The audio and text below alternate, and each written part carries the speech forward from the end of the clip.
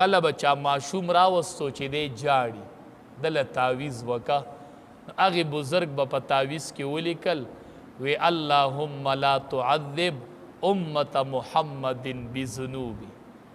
دې معنی دا ده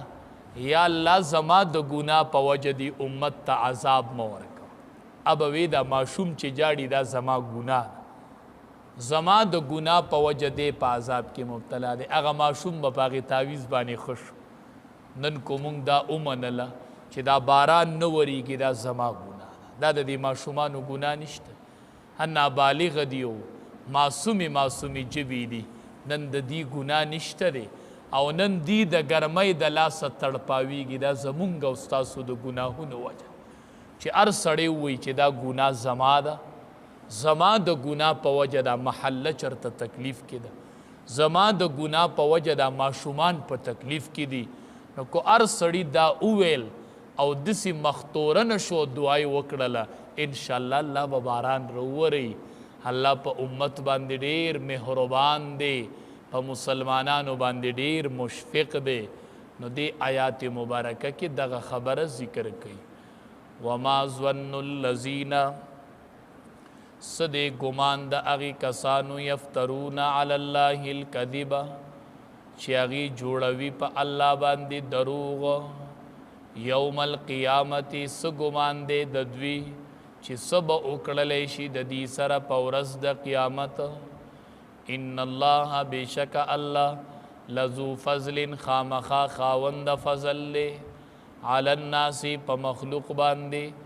ولكن اکثرهم لا یشکرون لیکن اکثر خلق شکر نه کوي فرمائی قل ورته ووایه اے زما خوږه حبیبه ارأیتم آیا فکر کړی دی تاسو ما انزل الله چې هغه څه چې ناز پیدا کړي دي الله لکم ستاسو دپاره من رزق څه رزق فجعلتم منه حراما وحلالا نو ګرځوئ تاسو ځینې د هغې نه حرام او ځینې حلال قلت ورته ووایه الله آیا الله اذن لکم اجازت کړی دی تاسو ته ام علی الله تفترون یا تاسو په الله باندې دروغ جوړوئ وما ظن الذین صدې ګمان د هغې کسانو یفترون علی الله الکذب چې تړي په الله باندې دروغ چې د دې سره به څه وکړلی شي یوم القیامت په ورځ د قیامت ان الله بېشک الله لذو فضل خامخا خاوند فضل دی علی الناس په خلقو باندې ولکن اکثرهم لا یشکرون